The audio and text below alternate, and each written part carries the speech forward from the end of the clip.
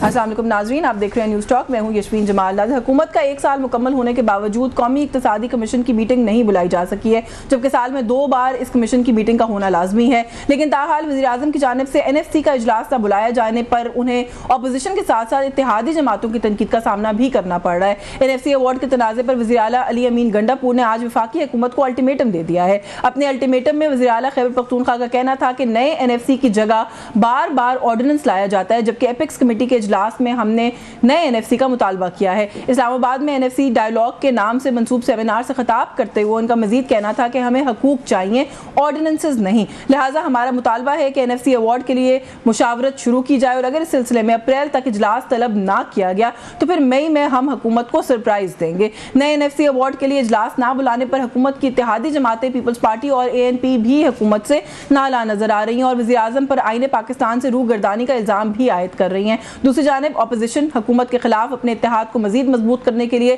सिंध का रुख कर चुकी है, जहाँ तहफ़्फ़ुज़ आईने पाकिस्तान के रहनुमाओं की GDA के सरबराह पीर पगारा से मुलाकात भी हुई है। याद रहे कि ईद के बाद तहरीक इंसाफ ने हुकूमत के खिलाफ एक बार फिर सड़कों पर आने का इंदिया भी दिया हुआ है। तो ये जो कुछ फ्रंट्स हुकूमत के लिए मजीद खुलते चले जा रहे हैं, मैं हमेशा ये बात करती हूँ कि जहाँ जहाँ हमें लग रहा है कि हमारे पॉइंट ऑफ व्यू से एज एन ऑब्जर्वर हम समझते हैं कि हुकूमत के लिए मुश्किलात में इजाफा हो रहा है, हुकूमत इन मुश्किलात को बहुत ईजी गोइंग तरीके से लगता है कि हैंडल करिए और बड़ी मुतमईन है।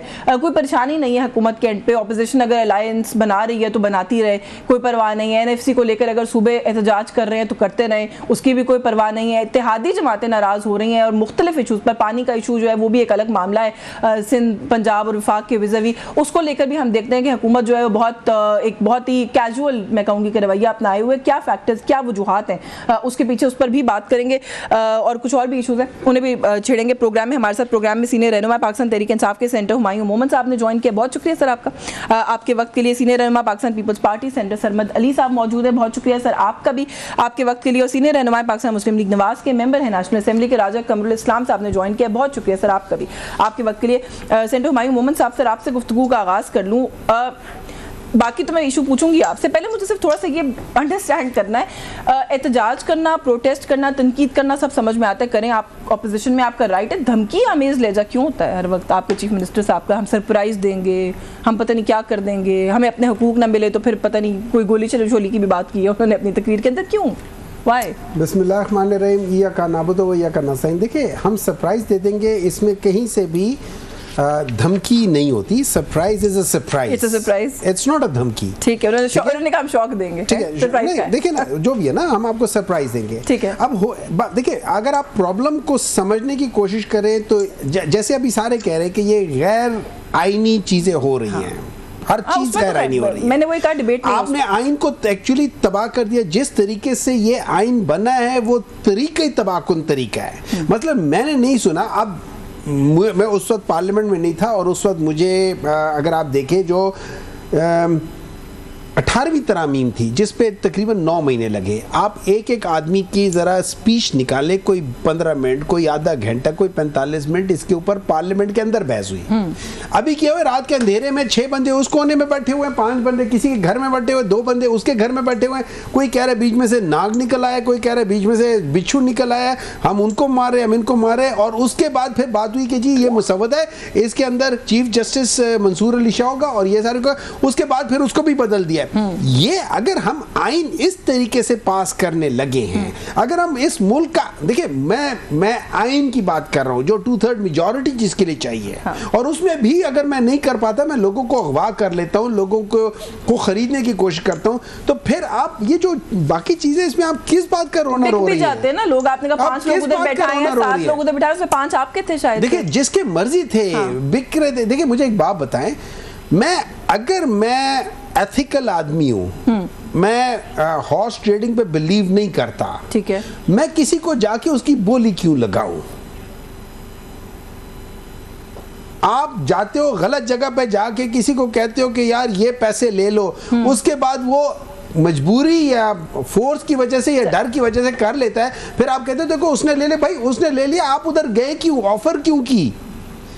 आपके पास मॉरल वैल्यूज नहीं है, आपके पास डेमोक्रेटिक वैल्यूज नहीं है। मॉरल और डेमोक्रेटिक वैल्यूज हैं ना। इमरान खान साहब की इंस्ट्रक्शंस के बावजूद निकाला क्यों नहीं है उन लोगों को पार्टी में? आपने जिक्र छेड़ दिया। मरवत साहब से तो नाराज होते हैं, ये निकाल के बाहर करते हैं, तीसरी दफा उनको बाहर कर दिया आप लोगों ने। देखिए अगर मुझे नहीं पता, मुझे नहीं मालूम क्यों नहीं निकाला, लेकिन मैं इमरान खान का जो माइंड सेट है ना, उस लिहाज से इनको निकल जाना चाहिए था। वजह ये थी कि 2018 के इलेक्शन से पहले 3 महीने पहले 25 MPAs को इमरान खान ने एकदम हटा दिया था हॉर्स ट्रेडिंग के उस पे खदशे पे। तो अगर इमरान खान होता तो शायद ये भी निकल जाते। चलिए मैं बाकी मेहमानों को शामिल करूं, लेकिन ऐसा लग रहा है वैसे अनफॉर्चुनेटली कि अब इमरान खान साहब की चल नहीं रही आपकी पार्टी के अंदर। नहीं ये हो नहीं। तैमूर झगड़ा साहब को लेने से मना कर दिया काबीना में, कामरान बंगश को लेने से मना कर दिया काबीना में, अली गंडापुर साहब ने। ऐसा होता है, मैं आपको एक बात बताता हूँ। और फिर आप ये भी कह रहे हैं ना कि इमरान खान साहब होते तो ये निकल जाते जो उनका माइंड सेट है, तो नहीं हो रहा ना। इससे है मैं अगर मैं अली अमीन की जगह हूँ, ठीक है, मैं मानता हूं कि Taimur Jhagra is an excellent man and I would love to for him to be in my team. लेकिन अगर मैं अली अमीन, अगर मेरी उनके साथ किसी वजह से नहीं बनती और मैंने एक टीम चलानी है, तो उस टीम में आई वुड हैव 10-20% लेस कर लूंगा, लेकिन कम से कम ऐसा बंदा हो जिसके साथ मेरी बनती हो, बाज़ दफा वो बेहतर हो जाता है। चलिए मैं इस पर मजीद बात करती हूँ। मैं सेंटर सरमद अली साहब को शामिल कर लूँ। सर बहुत शुक्रिया आपका, आपने प्रोग्राम में वक्त दिया।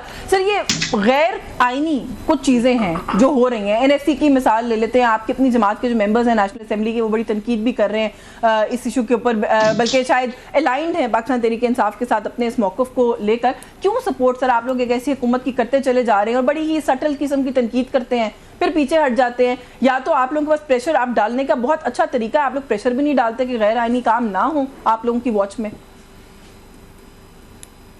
नहीं देखिए, इसके अंदर एक तो चीज़ ये क्लियर कर लें कि एनएफसी अवार्ड का जो इशू है वो बहुत ओवरड्यू है जी।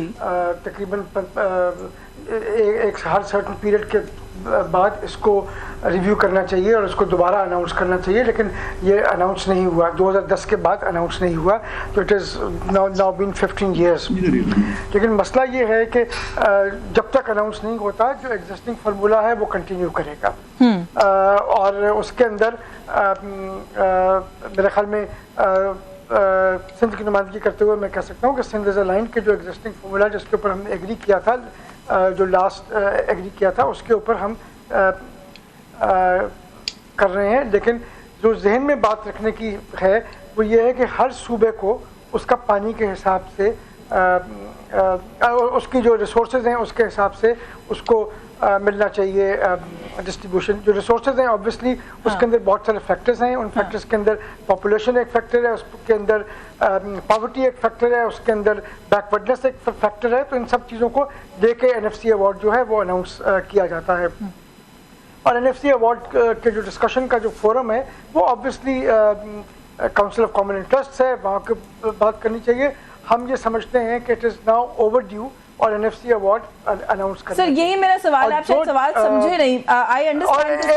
एक चीज़ जो है ना, एक चीज़ मैं क्लियर करना चाहता हूँ कि ये देखें, ये जो घड़ी घड़ी एक सवाल उठता है ना कि जी इतना परसेंट इस सूबे, इतना परसेंट इसको वफाक को इतना कम मिल रहा है और सूबों को इतना ज़्यादा मिल रहा है, इसके ऊपर एक कैटेगोरिकली और एक क्लियर एक चीज़ जो है वो क्लैरिटी मौजूद है कि 40% वफाक का शेयर है, 60% सूबों का शेयर है। सर मैं तो देखिए मेरी गुजारिश सुन ले, मैं इस टेक्निकलिटी पे फिलहाल बहस ही नहीं करी सर, मैं बड़ा सादा सा सवाल कर रही हूँ। फॉर्मूला जो भी है वो अग्रीड अपॉन है, इम्प्लीमेंटेशन एक चीज़ के ऊपर नहीं हो रही है। आप लोग एक ऐसी हुकूमत को सपोर्ट कर रहे हैं जो कि अभी भी इस चीज़ से रूगर्दानी कर रही है, आइन की एक बड़ी बेसिक रिक्वायरमेंट है वो उससे पीछे हट रही है, उसको फॉलो अप नहीं कर रही है। प्रेशर तो डाले ना सर कि वो करें। मैं वो बहस नहीं करी कि किसको कितना मिलना है, कोई सही कह रहा है, प्रेशर डाला जा रहा है इसके ऊपर नहीं, इसके ऊपर बिल्कुल प्रेशर डाला जा रहा है। चेयरमैन बिलावल भुट्टो ज़रदारी भी काफ़ी बार कह चुके हैं कि एनएफसी अवार्ड जो है इसको अब अनाउंस करने की, इसको कंसिडर करने की और अनाउंस करने की ज़रूरत है। और चीफ मिनिस्टर सिंध भी इस हवाले से फेडरल गवर्नमेंट के साथ ये मामला उठा चुके हैं और मेरा ख्याल है कि इसके अंदर जल्दी कुछ ना कुछ डेवलपमेंट हो जाएगी। बिल्कुल ठीक है। चले मैं सर आपकी जानिब दोबारा आती हूँ, राजा साहब को गुफ्तगू में शामिल कर लें। सर क्यों एक बड़ी बेसिक सी चीज़ है, बहुत अरसे से अगर एक चीज़ निगलेक्टेड है और अब सूबे बार बार मुतालबा भी कर रहे हैं, सिंध भी कर रहा है, केपीके भी कर रहा है, तो क्यों गवर्नमेंट जो है वो एक बड़ी इंपॉर्टेंट चीज़ है उसके ऊपर काम या गौर नहीं कर रही है? क्यों सूबों को मजबूर करती है कि वो इस तरह की ज़बान इस्तेमाल करें? अली अमीन गंडापुर साहब कह रहे हैं हम आखिरी हद तक जाएंगे अपने सूबे के हकूक़ के लिए। देखिए जी, अली अमीन गंडापुर की साहब की जो ज़ुबान है वो तो मोहताज नहीं है किसी खिलाफ वर्जी की या किसी की, वो तो उसने चलना ही चलना है। लिहाजा उसको महल है इस टाइम पे कोट करना मुनासिब नहीं होगा। हाँ, NFC अवार्ड चूंकि एक आईनी रिक्वायरमेंट है, लेकिन उसी रिक्वायरमेंट के साथ ये भी है कि जब तक वो नहीं होता तो पिछला चलेगा। तो इसलिए कहीं पे आइन की खिलाफ वर्जी नहीं हो रही, इसको उस तरीके से नहीं लेना चाहिए। बहुत से ऐसे मामलात हैं जो उस तरीके से उन पे अमल नहीं होता उस शेड्यूल के साथ। मैं मिसाल आपको दे दूं कि सुप्रीम कोर्ट का एक बड़ा जो है वो एक बड़ा कॉम्प्रिहेंसिव डिसीजन था कौमी ज़बान के बारे में, तो उस पर अभी तक अमल नहीं हो सका। बहुत सी टेक्निकल उसमें मजबूरियां हैं, बहुत सी ऐसी चीज़ें होती हैं, कहीं पे मज़ीद इख्तलाफात का या मज़ीद मसाइल का खदशा होता है, कहीं पे टेक्निकल चीज़ें रास्ते में हायल हो जाती हैं। सर, एक सुप्रीम कोर्ट के फैसले को आइन की रिक्वायरमेंट से तो कंपेयर ना करें ना। आइन की रिक्वायरमेंट, और आपने कहा कि एक एग्जिस्टिंग फार्मूला है। नहीं, कोर्ट आइन के तहत उसी आइन में लिखा हुआ है कि उस फैसले पे भी नहीं, लेकिन सर आप कह रहे हैं कि एक एग्जिस्टिंग फार्मूला ही ऐसा नहीं है कि वो नहीं हो रहा। बिल्कुल। अली अमीन गंडापुर साहब, आपने फिर कह दिया उनको कोर्ट ना करें, लेकिन उन्होंने इस पे बात की है। वो ये कह रहे हैं कि हमें ऑर्डिनेंसेस की जरूरत नहीं है, आइन पर अमल दरामद करने की जरूरत है।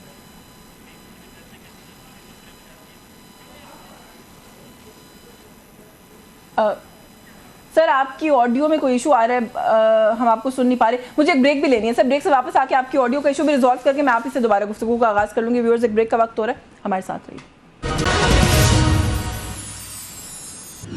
जी, वेलकम बैक नाज़रीन। ब्रेक पर जाने से पहले राजा कमरुल इस्लाम साहब, सर आप बात कर रहे थे, वो कोई ऑडियो का इशू आ गया था, NFC के हवाले से हम बात कर रहे थे। सर उसको मुकम्मल करना चाहते हैं तो कर लें। और थोड़ा सा ग्रैंड ऑपोजिशन अलायंस जो है, मैं उस पर चाहती हूँ कि आप ज़रूर बात करें, क्योंकि इस वक्त ऐसा लग रहा है कि ऑपोजिशन की जमातें सारी मुतहरिक हैं और गवर्नमेंट के खिलाफ अब वो कुछ ना कुछ करके ही छोड़ेंगी। और अब 26 से 27 फरवरी को दोबारा मुलाकात की डेट भी आ गई है इनके सामने। कैसे देख रहे हैं सर इस सारे मामले को आप लोग? क्योंकि महमूद खान अचकज़ई साहब, ये इस तरह के जो कुछ सीनियर रहनुमा अचकज़ई साहब कहते हैं कि गलत हुक्मरानों के हाथ में आकर ये मुल्क बहरान का शिकार हो गया है।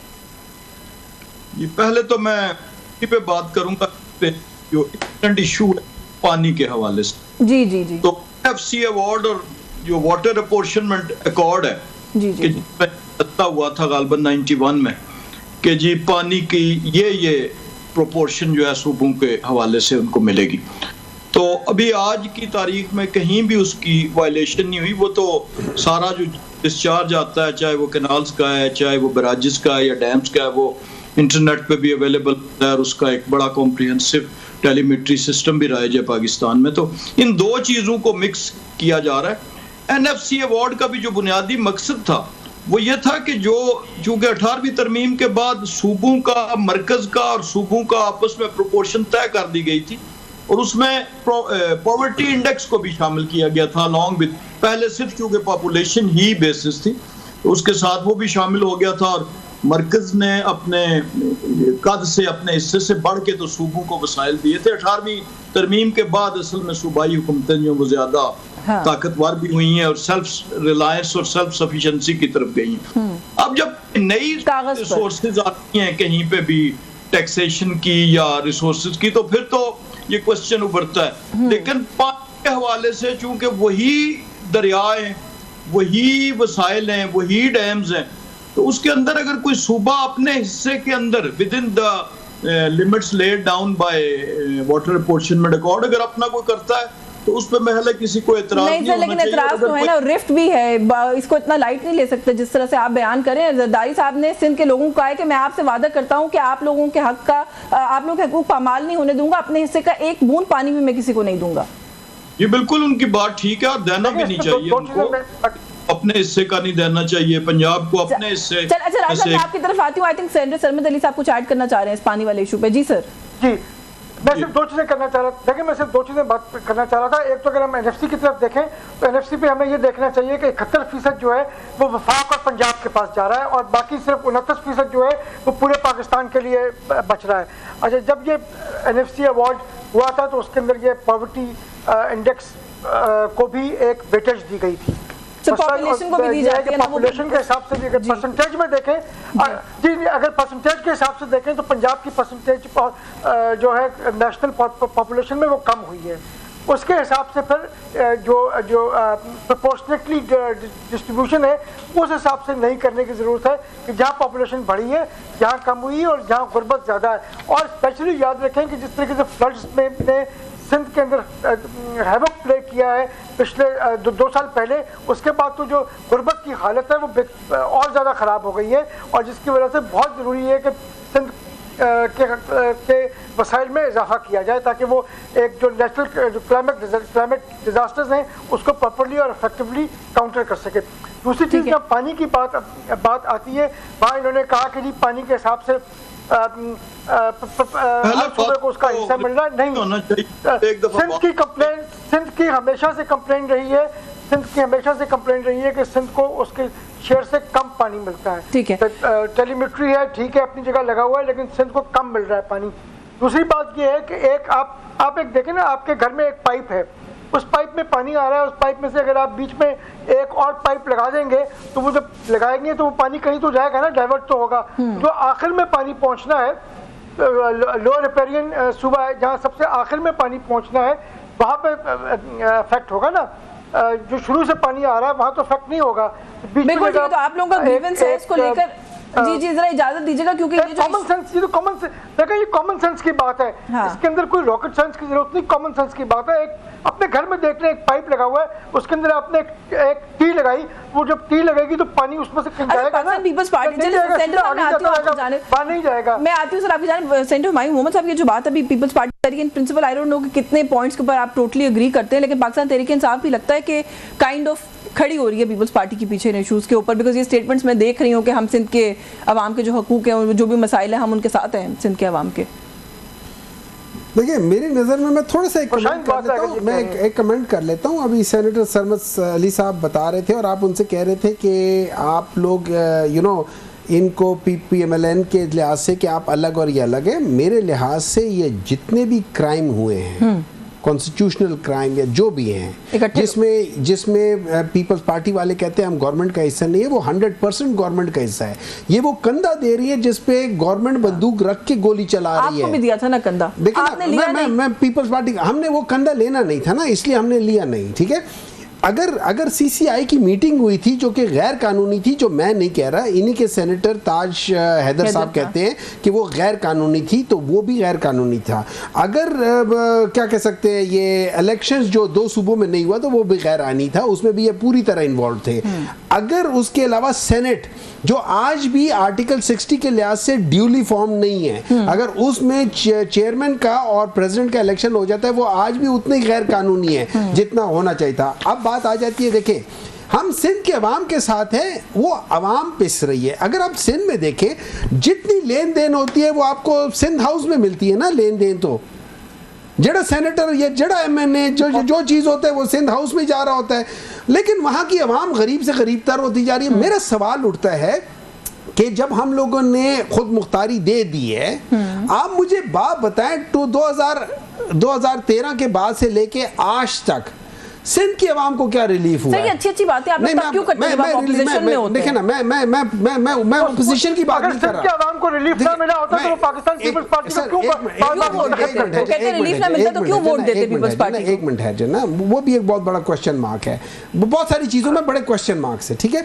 बात ये है, देखिए बात ये है कि मुझे एक बात बताएं, इतना ज़्यादा वहाँ पे क्यों पॉवर्टी ज़्यादा बढ़ती जा रही है? बाकी जो है ओवरऑल 1,60,00,000 इन लोगों ने पॉवर्टी की फिगर्स बढ़ा दिए अपने दौर में। मतलब जो अगर हम 3 चीज़ों को लेकर चले ना, एक चीज़ है जो एग्रीकल्चर है। एग्रीकल्चर पाकिस्तान की हिस्ट्री में, पाकिस्तान जब से बना है, अगर सबसे ज्यादा ग्रोथ हुई है वो पाकिस्तान तहरीक इंसाफ के जमाने में हुई है, 4.4%। The only other time period जिसमें इसके लिहाज से ग्रोथ हुई है वो अयूब खान के दौर में हुई है, उससे नहीं हुई है। अच्छा, जो लार्ज स्केल इंडस्ट्री है, पाकिस्तान तहरीक इंसाफ के दौर में सबसे ज्यादा ग्रोथ 11.6%। इन लोगों के दौर में माइनिंग -9% पे लार्ज स्केल इंडस्ट्री है। हाँ। इससे पहले अगर कभी हुई थे सिर्फ और सिर्फ अयूब खान के दौर में थी, वो भी 9.5% थी। तो पाकिस्तान तरीके से उसे आज के दौर में 400 जो स्पिनिंग मिल्स है वो बंद हो गई हैं पंजाब में, बिल्कुल बंद हो गई है। तो ये पॉवर्टी तो आनी है, और पॉवर्टी क्यों आएगी? देखिए जिस तरीके से क्रिकेट का हाल हुआ है, और वो कहते हैं ना कि इतना खफा क्यों होते हैं, पूरे मुल्क का यही हाल है। जो क्रिकेट का हाल है पूरे मुल्क का ये हाल है। पूरे मुल्क का यही हाल है। मैंने बल्कि सवाल भी पूछा राधे साहब से, दोबारा डायरेक्ट कर क्रिकेट का देती तो हूं। हाल खान साहब करके गए ना, कप्तान थे हमारे, जिसने डिपार्टमेंटल क्रिकेट खत्म की। पाकिस्तान से क्रिकेट इमरान खान ने खत्म की। मैं राधे पाकिस्तान साहब तहरीक इंसाफ के दौर में एक फाइनल 2 सेमीफाइनल्स खेले, उसके बाद बताते क्या किया आप लोगों चले ने। मैं आती हूँ सर, वैसे राधे साहब से पूछ लूं, क्योंकि ये जो बात अभी कर रहे हैं ना, मैंने सर पहले ये सवाल ही आपके सामने रखा था कि अचकज़ई साहब भी कह रहे हैं कि गलत हुक्मरान आए हैं और मुल्क हर तरफ से बहरान का शिकार है। वो उन्होंने क्रिकेट भी शामिल कर दिया, वो भी बहरान का शिकार है। देखें, क्रिकेट तो उन्होंने शामिल कर दिया, क्रिकेट को तबाह इन्होंने किया था। टीम का हार जाना या जीत जाना और बात है, लेकिन पाकिस्तान के कितने बरस के बाद पाकिस्तान में एक इंटरनेशनल स्पोर्ट्स का इवेंट हो रहा है, तो इसलिए ये चीजें सर जैसे हम बाहर हो चुके हैं, इंटरनेशनल टीम्स खेलेंगी अब, सर सवाल तो है ना। कोई फर्क नहीं पड़ता, कोई फर्क नहीं पड़ता, टीम देख लें, हारे या जीते, लेकिन आपके मुल्क में एक बहुत बड़ा इवेंट तो आ गया है। सेनेटर साहब, मैं सर राधे साहब की बात सुन लूं। जी राधे साहब। सेनेटर साहब अभी कह रहे थे कि जी वो इंडस्ट्री जो है वो ग्रोथ रेट उन्होंने कोई बताए, और एक इंडस्ट्री में मानता हूँ, बिल्कुल तस्लीम करते हैं कि उस इंडस्ट्री ने दिन दुगनी रात चुगनी तरक्की की, इनके दौर में भी और इनके दौर से पहले भी इनकी तरफ से। और वो इंडस्ट्री झूठ की इंडस्ट्री थी, वो इंडस्ट्री प्रोपेगेंडा की इंडस्ट्री थी। जिस तरीके से ये फिगर्स इंतहाई ढटाई के साथ और दीदा दिलेरी के साथ कोट करते हैं कि पाकिस्तान की तारीख में ये ग्रोथ वो फलान हुआ, तो बिल्कुल हम मानते हैं। काउंटर कर देना सर, इंडस्ट्री इस थोड़ा सा पढ़ लेना। और एक दूसरी बात जो है वो, मैं जो आपने असल सवाल किया उसका तो मुझे जवाब का मौका नहीं दिया, कि ये जो अपोजिशन की अलायंस है ये हमेशा खुद सियासी गलतियां करते हैं। हाँ। और फिर उसको मलबा दूसरों के सर पे डाल देते हैं। पहले इलेक्शन में की, फिर जब वो असेंबली में पार्टी की अपने इत्तेहादी जमात का, जिसके इन्होंने उसका करने का मौका आया सुन्नी इत्तेहाद का, तो वो तब भी इन्होंने जो है वो गलती की, और फिर जिसका खमियाजा टेक्निकली भुगत रहे वकला किया।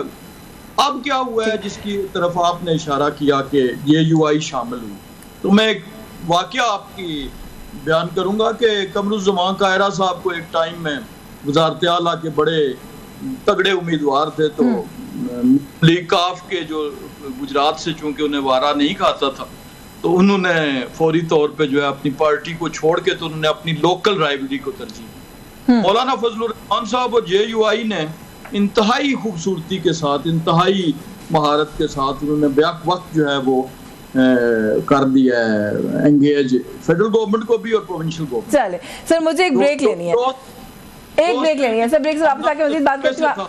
मैं समझ गई जो आपने पॉइंट रेज किया मौलाना के हवाले से, इस पर मजीद बात करते हैं, ब्रेक लें। लेकिन एक छोटी सी बात जरूर कहूंगी कि आपने इकोनॉमिक फिगर्स के ऊपर क्वेश्चन किया है। 2022 में इसहाक डार साहब ने सर जो इकोनॉमिक सर्वे जारी किया था उसमें ये फिगर्स कोट किए थे। या तो वो गलत सर्वे था, क्योंकि जाहिर परफॉर्म तो यही करके गए थे, वो जो भी अच्छी परफॉर्मेंस थी या बुरी थी। जी सर,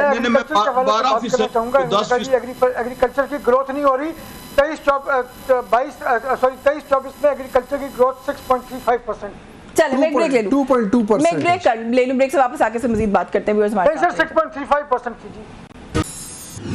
जी वेलकम बैक नाज़रीन। ब्रेक पे जाने से पहले हम बात करें जो अपोजिशन जमातें इकट्ठा हो रही हैं, उसके बाद मैंने राजा साहब से कमेंट लिया था। सेनेटर सरमद अली साहब से थोड़ा सा आप भी इस पे ज़रूर कमेंट इसलिए करें कि सिंध की तरफ भी कोई रुख है जो तरीके तहफ़्फ़ुज़ आईन पाकिस्तान वाले हैं उनका, इनके लिए तो सर कोई एक थ्रेट लग रही है जहाँ से हम देख रहे हैं, वो शायद उसको उस तरह एक्नॉलेज नहीं कर रहे। लेकिन पाकिस्तान पीपल्स पार्टी सर इसको किस तरीके से देख रही है? अब जो सिंध की जमातें हैं उनको भी ये लोग रीच आउट कर रहे हैं, वहाँ पर भी अलायंसेस फॉर्म करने की कोशिश कर रहे हैं। देखिए, इन्होंने पहले भी इलेक्शन के ज़माने में भी जो एक पीडीए कायम की थी उसको भी देख लीजिए, उसका क्या उन्होंने कितना कुछ तीर मार लिया सिंध के अंदर। सिंध में पाकिस्तान पीपल्स पार्टी को किसी किस्म का किसी से कोई ख़तरा नहीं है। और ये इन सब का जिनके दिमाग में खाम ख्याली और एक ख्वाब है ना कि हम सिंध को फतह कर लेंगे, वो उनकी खाम ख्याली है, तो भूल जाएं। ये पाकिस्तान पीपल्स पार्टी का एक मजबूत तरीन किला है और यहाँ जितने भी आए हैं ना एडवेंचरस्ट, वो एडवेंचर करेंगे और चले जाएंगे, कुछ नहीं कर पाएंगे। दूसरी चीज़ जो है वो अगर हम बात करें इतनी अपोजिशन अलायंस की, पहले तो हमें ये देखना चाहिए कि पाकिस्तान तहरीक इंसाफ जो है वो तो एक किस्म से थूक के चाट रही है। इन्होंने मौलाना फजलुर रहमान साहब के बारे में क्या गुफ्तगू की, आपको सबको मालूम है कि इन्होंने मौलाना के बारे में किस किस्म के घटिया अल्फाज इस्तेमाल किए थे। अब क्योंकि इनको मौलाना से काम पड़ रहा है तो मौलाना के आगे ये बिल्कुल लेटने को तैयार हैं और इस तरीके से तैयार हैं कि जो हमारे आपको चाहिए हम आपके लिए कर देंगे। लेकिन असल में मौलाना ही कंपैरेटर है केपी में, और कोई कंपैरेटर नहीं है केपी में। अचकजई साहब के बारे में भी जो इन्होंने गुफ्तगू की थी। हाँ नहीं सर, अच्छा 2 सवाल इसमें कर लूं, ब्रीफ जवाब दीजिएगा। एक तो ये कि इन्होंने थूका चाटा है, तो क्या मौलाना ने भी आप समझते हैं कि थूक के चाटा, वो भी यही कुछ कहते थे इनके बारे में लेकिन बैठ रहे हैं इनके साथ। और दूसरा सर, पीपल्स पार्टी और नून लीग का किस दिन आपस में पुरानी इकट्ठे गवर्नमेंट में बैठे? देखिए मौलाना तो बहुत क्लियर है, उन्होंने तो 12 कहा है कि जी अपना उन्होंने इस किस्म की कोई गुफ्तगू खान साहब के बारे में बेहुदा गुफ्तगू नहीं की। सर यहूदी एजेंट किसी को कहना इससे ज्यादा और क्या मतलब? और यहूदी एजेंट कहना एक और बात है, लेकिन जिन अलकाब से मौलाना को ललकारा गया वो अलकाब जो है वो किसी की बेइज्जती और तौहीन से कम नहीं। सर मेरे पास क्योंकि सेगमेंट में वक्त थोड़ा कम है, एजेंट कहना एक सियासी बात है और क्या पता यहूदी एजेंट हैं या नहीं है, इट इज डिबेटेबल। लेकिन ये बात कहना कि जो अल्फाज इस्तेमाल किए गए मौलाना के हवाले से वो इतने बेहुदा अल्फाज थे कि मैं रिपीट भी करते हुए मुझे शर्म आती है। सर मुझे छोटा सा सवाल उन्होंने अचकजई साहब के बारे में कही। सर मोहतरमा बेनज़ीर के बारे में नून लीग वाली लीडरशिप जो है वो भी बहुत अच्छे अल्फाज इस्तेमाल नहीं करती थी, आप इनकी गवर्नमेंट को सपोर्ट कर रहे हैं, थूक के चाट रहे हैं सर? देखिए एक चीज़ बहुत क्लियर थी, 2006 में जिस वक्त चार्टर ऑफ डेमोक्रेसी साइन हुआ ना, तो पाकिस्तान पीपल्स पार्टी और पाकिस्तान मुस्लिम लीग दोनों जो थी उस वक्त तक मैच्योर, पाकिस्तान पीपल्स पार्टी तो बहुत अरसे से मैच्योर थी, पाकिस्तान मुस्लिम लीग भी मैच्योर हो चुकी थी और उन्होंने भी ये डिसाइड किया कि हमें आपस में लड़ना नहीं चाहिए, एक दूसरे की हुकूमत के खिलाफ नहीं जाना चाहिए क्योंकि उससे फायदा। अच्छा सर माजरत के साथ इंटरप्ट करूंगी, वक्त मेरे पास बहुत कम है, लेकिन चले इनको भी वक्त दें, हो सकता है ये भी किसी किस्म के चार्टर के ऊपर आई जाए और कोई एग्रीमेंट हो जाए इनका। सर क्यों, एक तो थूका चाटा वो उन्होंने कहा है, आप उसको रिस्पॉन्ड करना चाहते हैं? नहीं बिल्कुल आप सही कह रही हैं, लेकिन हम भूल जाते हैं कि खान साहब ने चार्टर ऑफ डेमोक्रेसी साइन किया था और उसके अंदर कॉन्स्टिट्यूशनल कोर्ट के ऊपर उन्होंने अपनी मोहर साबित की थी। चले मुझे इजाजत दें सर, मैं सेंटर हुमायूं से पूछ लेती हूं। तो समझ नहीं आती कि वो क्या चाहते हैं। जी मैं सेंटर हुमायूं मोहम्मद से पूछ लेती हूं। सर एक तो इसको कैसे रिस्पॉन्ड करेंगे, दूसरा क्विकली मुझे बता दें कोई फॉरवर्ड ब्लॉक बन रहा है सर पीटीआई में? देखिए बड़ी इसकी वो है पीटीआई के अंदर फॉरवर्ड ब्लॉक बन नहीं सकता, हर एक ने बहुत सारी कोशिश की है, वो बन नहीं सकता। बात ये कि जैसे अभी सेनेटर साहब कह रहे हैं, सरमद अली साहब बात कर रहे हैं, थूक के चाटने वाली बात है। देखिए इस तरह है, अगर ये कहते हैं कि हमने मौलाना साहब को या मौलाना साहब ने हमको हमने मौलाना साहब को बख्शा ना उन्होंने हमें बख्शा, तो दोनों तरफ से है। इन्होंने कहा है चार्टर ऑफ डेमोक्रेसी के बाद, जो पेट फाड़ने वाली बात थी वो चार्टर ऑफ डेमोक्रेसी से पहले थी या बाद में थी? जो सड़क पे घसीटने वाली बात थी वो चार्टर ऑफ डेमोक्रेसी से पहले थी या बाद में थी? मोदी का यार का नारा भी था, जो ये सारी चीजें, ये हर एक लिहाज से जो बात हुई थी। देखें अगर ये कहते हैं कि ये थूक के चाटने वाली बात है तो फिर उसको हम तशबीह किस चीज से देंगे, क्या करके चाट रहे हैं? ठीक है ना, वो तो फिर मैं कह भी नहीं सकता टीवी पे, नाराज हो जाएंगे। किसी पार्टी की लीडरशिप और वो भी औरतों के ऊपर उनकी तस्वीर फेंक के और अगली पार्टी उनकी औरतों के ऊपर एफआईआर कटवा ले और फिर आपस में बैठ जाएं, फिर कहते हैं हम थूक के नहीं चाट रहे, हम लोग गले मिल रहे हैं। ये लोग बेसिकली व्यापारी लोग हैं, जहां इनको पैसे का फायदा है वहां ये चले जाएंगे चाहे जो मर्जी हो जाए। अच्छा सर ब्रीफली, क्योंकि मैंने जैसे पहले कहा वक्त कम है, ये बेशर्म का लफ्ज़ इस्तेमाल किया ख्वाजा आसिफ साहब ने आपकी लीडरशिप के लिए। उन्होंने कहा ये बेशर्मी है जो ये लोग करते हैं, और जो स्पेसिफिक केस इन पॉइंट जो उन्होंने अपनी ट्वीट में दिया है। आप ये कहना चाह रही है कि बेशर्म खुद ये कह रहे हैं? हाँ चले सर, अब ये आप कह रहे हैं, ये मैं नहीं कह रही, लेकिन आरिफ अलवी साहब के लिए उन्होंने कहा है कि $17 मिलियन इलेक्शन कमीशन को दिया गया जो कि मिस यूज हुआ। उन्होंने कहा कि आप इस गवर्नमेंट के आने के बाद भी 4 महीने सदारत की कुर्सी पर बैठे रहे, आपने उस वक्त क्यों नहीं बोला? उन्होंने कहा ये आदत हो गई, उन्होंने कहा ये आदत है आप लोगों को। नहीं एक मिनट, देखिए बात ये नहीं है उन्होंने बोला या नहीं बोला, वो अपनी जगह पे है, वो क्वेश्चन हो सकता है। सवाल ये है कि इतने पैसे इलेक्शन कमीशन को मिले, कब मिले, चाहे वो 13 में मिले या 16 में मिले या 18 में मिले या 22 में मिले, जब भी मिले, इलेक्शन कमीशन को पैसे मिले कि फ्री फेयर ट्रांसपेरेंट इलेक्शन करवाए। पटन कहता है कि 64 नए तरीकों से इन लोगों ने वो किया। अभी वो मैं एक ट्वीट पढ़ रहा था, ये देख रहा था, मुझे नहीं पता, आजकल कुछ पता नहीं चलता सच है, लेकिन उस पे मरियम नवाज साहिबा ने लिखा है 1000 आउट ऑफ 100, ठीक है, मतलब 1000 मार्क्स दिए और नीचे टोटल 100 है। मैं देखा हूँ।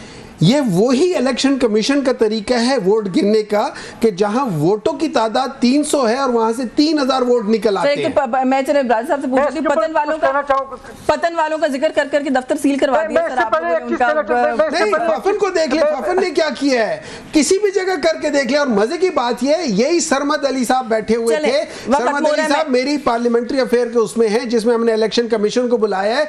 ही अपोज्ड कि भाई हम ओवरसीज वालों को वोट नहीं देंगे, ही अपोज्ड के फ्री फेयर ट्रांसपेरेंट इलेक्शन के लिए जो तरीके होने चाहिए वो नहीं होने चाहिए। राजा साहब सर कोई रिस्पॉन्स इस पे कर दें बेशक, लेकिन साथ साथ ये मुझे बताएं, वो तो सर ने भी कहा, मैंने उनको भी कहा सर ये किस किस्म के अल्फाज हैं, डिफेंस मिनिस्टर हैं पाकिस्तान के, बेशर्म कहना एक फॉर्मर प्रेसिडेंट को, मतलब तनकीद करें, तनकीद के अंदाज में तनकीद करें, आप इत्तेफाक नहीं करेंगे इस बात से?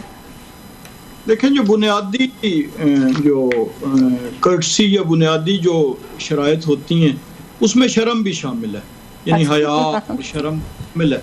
तो अगर वो डिवाइड अप हो तो फिर लफ्ज़ों के इंतखाब की बात अलग है, लेकिन बहरहाल वो अगर खाली हो, लेकिन ये मैं इसको उन अल्फाज को तो सपोर्ट नहीं करता, लेकिन यहाँ पे एब्सेंस ऑफ उन चीज़ों की बुनियादी, जहाँ एब्सेंस ऑफ गैरत हो तो उसको भी हम कह सकते हैं ना बेगैरत है। एक चीज़ ऐड कर दूं इसमें कि ये जो अभी जिन अलकाब का जिक्र आप कर रहे थे, चाहे वो किसी का एजेंट होने के हवाले से थे, चाहे वो किसी पेट्रोलियम प्रोडक्ट के नाम के हवाले से अलकाब थे, तो वो अभी तक विड्रॉ नहीं हुए दोनों तरफ से, वो अपनी जगह स्टैंड करते हैं। हमारी तो क़यादतों ने उसके बाद इस बात पे बाकायदा बैठ के तो इन चीज़ों को उन्होंने कहा था कि माजी में हमसे ये गलतियां भी नहीं, व्हीलचेयर पे तो उनको नहीं करेंगे सर। लेकिन ये जो आजकल लोगों से गलतियां हो रही हैं, आपकी हुकूमत उनको कैसे माफ करेगी सर? अगर पंजाब में ब्रीफ कमेंट कर दीजिएगा, रिंग रोड का 15 करोड़ 18 करोड़ का पेंट बह जाए और रिपोर्टर रिपोर्ट करे, उस रिपोर्टर को सर उठा लिया जाता है, पतन वाले रिपोर्ट कर देंगे किस तरीके से धांधली हुई, उनका दफ्तर सील कर दिया जाता है, ये कब तक चलेगा सर? देखें, किसी जगह पे मैं एक बात कहना चाहूंगा इसके अंदर। नहीं सर, मैं राजा साहब से जवाब ले लूं। जी सर, कुछ होता है, कुछ